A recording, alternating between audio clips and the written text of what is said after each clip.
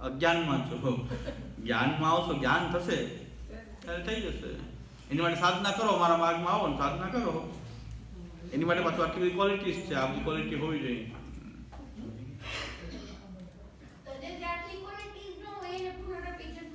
હા, પૂર્ણવિજનની જઠરે તો વેદાંતનો અભ્યાસ તો જ્ઞાન, જ્ઞાનથી રીતે જ્ઞાનાત્મ મુક્તિ. જ્ઞાન વિના તો મુક્તિ છે નહીં. તો જ્ઞાન ક્યારે થાય? એની માટે આટલી ક્વોલિટી હોય તો જ્ઞાન થાય. બ્રહ્મ જ્ઞાનનો અધિકારી બને. બ્રહ્મ જ્ઞાનનો અધિકારી કોણ?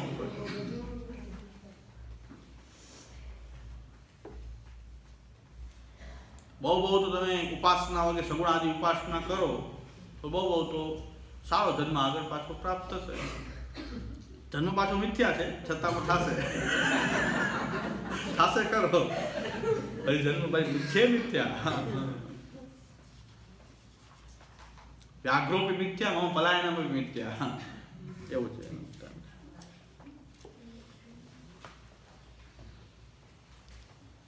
એ સાધના પણ કરી શકાય છે. એ સાધના કરતા નિષ્ઠાપૂર્વક સાધના કરે, બસ આપણું કહેવાનું એમ છે. પણ આ બધી પ્રોસિજર એ લોકોની આવી છે સાંકરોની. આપણે કોઈને એમ કે કોઈ હાંસી ઉડાવતા નથી કે કોઈ આપણે એમને, પણ એમની પ્રોસિજર આવી છે.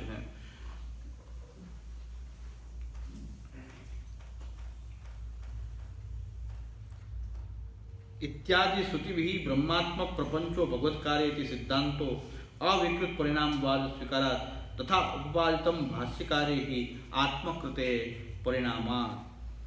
ભાષ્યકારે પણ કહ્યું છે કે આત્મકૃતે પરિણામાત, પોતે જ પોતાના સ્વરૂપથી જ આ જગતને પ્રકટ કર્યું છે. ઇત્યત્ર અતો ન માયિકો ન વા ભગવદ ભિન્ન. આ જે પ્રપંચ જે છે માયિક પણ નથી, એ સિદ્ધ થઈ જાય છે કારણ કે પોતે જ સ્વરૂપ, આ જગત પોતાનું સ્વરૂપ હોવાથી ન માયિકો ન વા ભગવદ ભિન્ન, ભગવાનથી અલગ પણ નથી ને, ભગવાનથી અલગ પણ નથી માનવાનો. કિંતુ સત્યત્વાत्, આ બ્રહ્મ જે જગત જે છે એ સત્યત્વાत्, સત્ય છે. આવિર્ભાવ તિરોભાવશાલી, આવિર્ભાવ અને તિરોભાવશાલી છે. ન ઉત્પત્તિ વિનાશવાન, આ જગત જે છે એનો આવિર્ભાવ અને તિરોભાવ થાય છે. આવિ પ્રકટમ ભવ, આવિર્ભાવ કે પ્રકટ જે છુપાયેલું છે એ પાછું પ્રકટ થાય. તિરોહો એટલે છુપાઈ જવું પાછું, તિરોભાવ. આ જગતનો આવિર્ભાવ અને તિરોભાવ થાય છે. જગત ઉત્પત્તિ એ નાશ નથી થતું, આવિર્ભાવ તિરોભાવ થાય છે. કારણ કે સત્ય છે, સત્ય વસ્તુનો અભાવ તો ક્યારે થઈ શકે નહીં. નાશ તો વિદિતે ભાવ, ના ભાવ વિદિતે. જ્યારે આપણે સત્ય કહીએ છીએ ત્યારે આપણે એ પણ કેવું પડશે કે હવે આ નાશવાન નથી, ઉત્પત્તિ વિનાશનો સિદ્ધાંત નથી. કારણ ક્યારેય એનો અભાવ થઈ શકે નહીં, ક્યારેય એનો અભાવ થઈ શકે નહીં. નાશતો વિદિતે ભાવો, ના ભાવો વિદિતે સતઃ ઇતિ વાક્યાત. આ ગીતાજીના વચનથી ક્યારેય પણ અસત વસ્તુનો અભાવ થઈ શકે નહીં.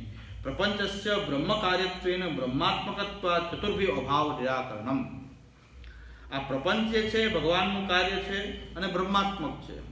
શ્રી મહાપ્રભુજી બે વસ્તુ કહી છે કે પ્રપંચો ભગવત કાર્ય, કાર્ય તો ન્યાયિકો પણ કહે છે, પ્રપંચો ભગવત કાર્ય, પણ પાછું તાદૃશોપી ભગવદ રૂપ, પરમ કાષ્ઠાપન્ન વસ્તુ કૃતિ સાધ્ય. પરમ તત્વ જે છે એને આ જગતને પ્રકટ કર્યું છે. પ્રકટને કર્યું છે તો અલગ છે નથી, પ્રકટ કરનાર તો એના જુદો છે, પણ નહીં. એ તાદૃશોપી ભગવદ રૂપ, એ ભગવાનનું રૂપ પણ છે. તદરૂપો માયા અભવત. એ માયા શબ્દથી ત્યાં શાંકરોની માયા નહીં, પણ આપણી માયા જે છે, આપણે જે માયા છે ભગવાનની એવી શક્તિ છે કે પોતે એકથી અનેક બની શકે છે. અનેક રૂપમાં ઉચ્ચ નીચ રૂપોને, તરતમ ભાવને પોતે ધારણ કરી શકે એવી એની શક્તિ, પોતાની અંદર રહેલી જે શક્તિ જે છે માયા, તો તદરૂપો માયા અભવત. એ માયાથી થાય. આપણે પણ કહીએ છીએ માયાથી થાય છે, પણ શાંકરોની માયા એ મિથ્યા છે. આપણી માયા જે છે એ બ્રહ્મથી ભિન્ન છે. આપણી માયા જે છે એ બ્રહ્મથી અભિન્ન, બ્રહ્મની ભગવતા શક્તિ રૂપેણ છે. તો તદરૂપો માયા અભવત. શ્રી મહાપ્રભુજીની કૃપાથી રાજકોટના એક વિદ્યાર્થી મારી પાસે ભણવા આવ્યો છે. એને શરૂઆત કરી. એનો વિષય એવો છે શાંકર વેદાંત અને વાલ્લભ વેદાંતનું કમ્પેરેટિવ સ્ટડી.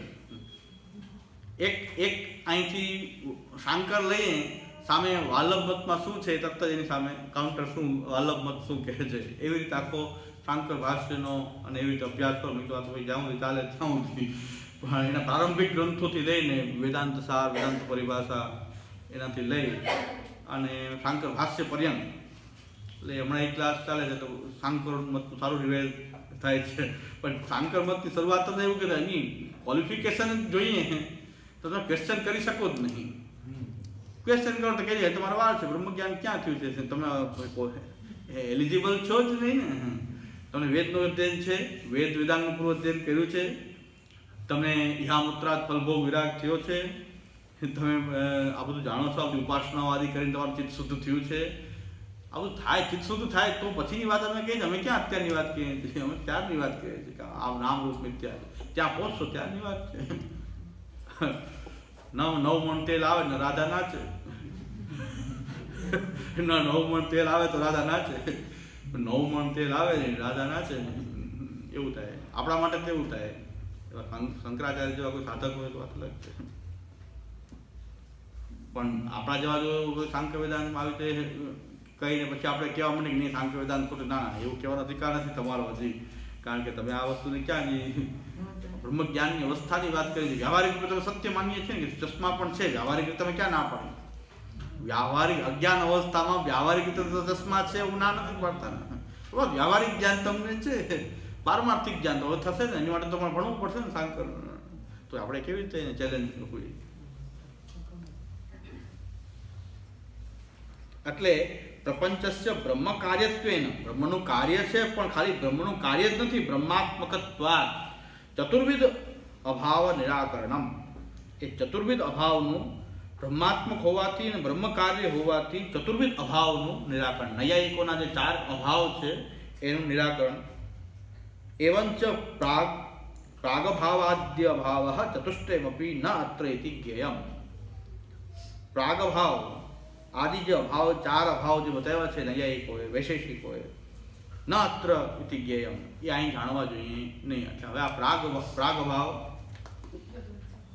પ્રધ્વંસાભાવ, અન્યોન્યાભાવ, અત્યંતાભાવ,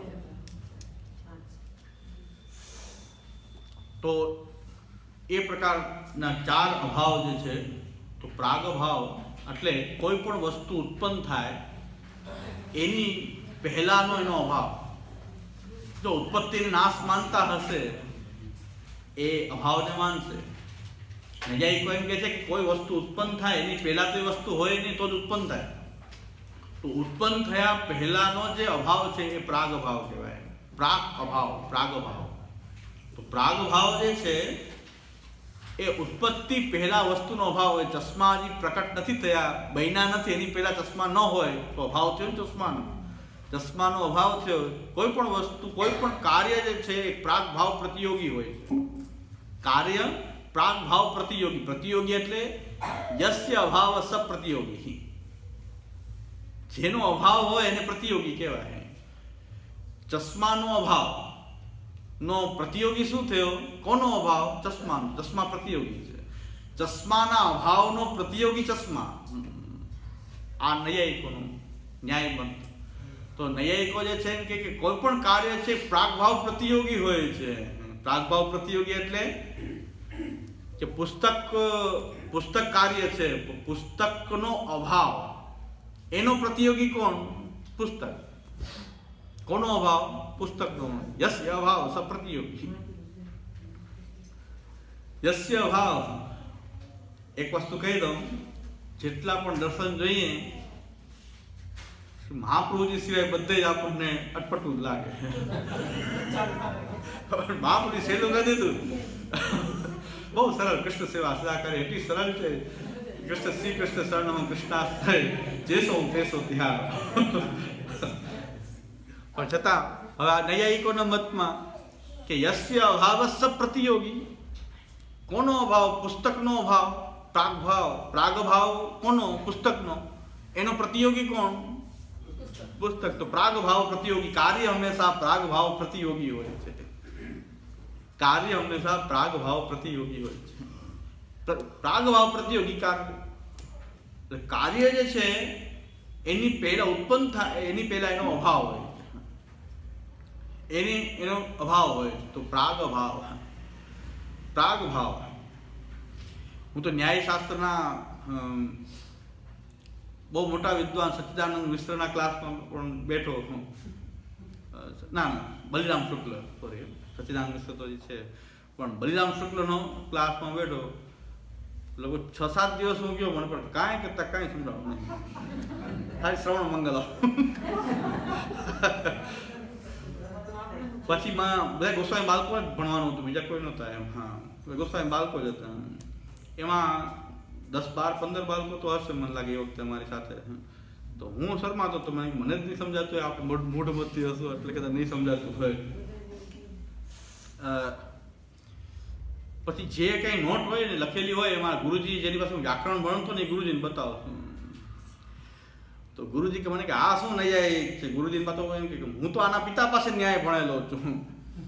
આના પિતા હરિરામ શુક્લ જે છે એમની પાસે હું તો ન્યાય ભણેલો છું. અમારા ગુરુજી કે આ તો બહુ સામાન્ય. કે ભાઈ સામાન્ય અમને સમજાવ, અમને તો નથી સમજાય, તમને સામાન્ય લાગે કે આ તો આ શું સમજાવે? આના પિતા મહાન ન્યાયિક હતા, ન્યાય સાર્વભૌમ હરિરામ શુક્લ, એની ગુરુજી કે હું તો એની પાસે ભણ્યો છું. મને તો આ કાંઈ અમને કાંઈ સમજાતું જ નથી, તમે સમજાવો તો. એ નોટ બધી રાખી છે, મને કંઈ સમજાતું નથી. તો 1-2 દિવસ 2-3 દિવસ થયા પછી આજુબાજુ બાળકો, બીજા ગોસ્વામી બાળકો બધા પુરુષોત્તમ વિદ્યાર્થી બધા ગોસ્વામી બાળકો જ હતા. એમાં 2 થી 3 બાળકોને સમજાતું એવું લાગ્યું. એ કે થોડું ઘણું ન્યાય ભણ્યા હશે એટલે 2 થી 3 ભૂષણ દાદા, પંકજ દાદા, શરદ દાદા, હા, એમને કંઈક સમજાવવું હોય. બાકી તો બધા મેં કીધું હવે વાંધો નહીં, હવે આપણે જેટલા દી ચલાવે એટલે સાંભળવું, કારણ બધા એવા સરકાર છીએ 2-3 ને સમજાય છે એટલે આપણે બધા હવે વાંધો નહીં, ભલે 8-15 દી ચલાવે. એકલાને ન સમજાતું તો મેં ક્લાસ છોડી દેવો છે. આપણે એકલાને ન સમજાતું હોય તો આ બધાને સમજાય, આપણને ન સમજાય, પણ બધાને પૂછી લીધું કે આમાં કાંઈ સમજાતું નથી, ચાલે.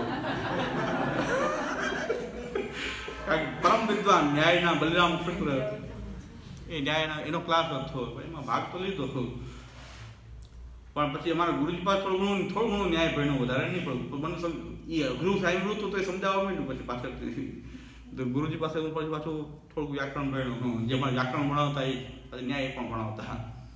એટલે એ ગુરુજી પાસે સંસ્કૃતમાં જ બોલતા. પાછા ગુરુજી ઓલો બલિરામ શુક્લ તો હિન્દીમાં બોલતા.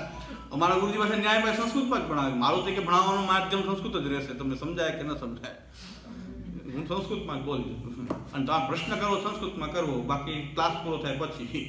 એટલે નો એ તો પછી ન્યાયની આ ઉપાધિ એ નહીં કહેવાય. અઘરી વસ્તુ પાછા સહેલી સમજાવે, પણ એ પાછું ભયંકર અઘરી રીતે સમજાવે. તો આપણે તો એ નહીં કહેવું. એટલે તોય વાંધો તોય બેઠો રહ્યો. એની પાસે 3 વર્ષ ભણ્યો તોય ગમે છે, શું તો નથી. આરંભ કાર્ય અમને તજંતી સુરા. સુરા એટલે કે આરંભ કરેલું કાર્ય છોડે તો નહીં. એટલે પણ પછી સમજાવવા માંડ્યું. અને ઠાકોર કૃપાથી થોડું ન્યાય ભણાવી દઉં છું, ન્યાય ભણાવી દીધું. ભગવત કૃપા, આવા ગુરુઓની કૃપા. એ તો ભયંકર અઘરી રીતે ભણાવે, છતાં પણ હા બધું ભેગું કરીને જેમ તેમ પણ ન્યાય ભણાવી દઉં અત્યારે. એટલે તર્ક સંગ્રહ એવા ગ્રંથો ભણાવી દઉં. એટલે હજી મુક્તાવલીમાં કૂદકો તો માર્ગ જ છે જે થાય, ન્યાય સિદ્ધાંત મુક્તાવલી. તો પણ છતાં પણ તર્ક સંગ્રહ એવા ગ્રંથો તો ભણાવ્યું. પણ એમાં આ પ્રાગ ભાવ, પ્રધ્વંસા ભાવ, અત્યંતા ભાવ, તો કોઈ પણ વસ્તુ પ્રાગ ભાવ પ્રતિયોગી હોય. કાર્યને પ્રાગ ભાવ પ્રતિયોગી માન્યો છે. પ્રતિયોગી યસ્ય ભાવ સપ્રતિયોગી. પ્રાગ ભાવ જે છે એ યસ્ય ભાવ સપ્રતિયોગી. તો કોઈ પણ કાર્ય એ હંમેશા જે પ્રાગ ભાવ પ્રતિયોગી હોય છે. તો કોઈ પણ વસ્તુ પ્રકટ થાય, ઉત્પન્ન થાય, એની પહેલા એનો અભાવ હોય, એને પ્રાગ ભાવ કહે છે. જેમ કે પુસ્તક આ બની એની પહેલા પુસ્તક નહોતી, એ પ્રાગ ભાવ છે. પુસ્તકનો પ્રાગ ભાવ છે. પ્રાગ ભાવ જે છે એ ન્યાયશાસ્ત્ર, ન્યાયના વૈશેષિકોમાં પ્રાગ ભાવ જે છે એ અનાદિ શાંત છે. અનાદિ શાંત છે. અનાદિ શાંત એટલે કે પ્રાગ ભાવ જે છે એનો આદિ કંઈ નથી ને. આદિ પ્રાગ ભાવ જે છે એનો આદિ કંઈ નથી, પણ શાંત છે. એનો અંત આવી જાય છે. કાર્ય પ્રકટ થયો એટલે પ્રાગ ભાવ ગયો, અભાવ ગયો પછી તો કાર્ય પ્રકટ થાય, અભાવ દૂર થાય પછી કાર્ય પ્રકટ. પ્રાગ ભાવ જે છે એ અનાદિ શાંત છે, એનો આદિ કાંઈ નથી, પણ અંત આવી જાય જે વસ્તુ, એનો આદિ કાંઈ નહીં, પણ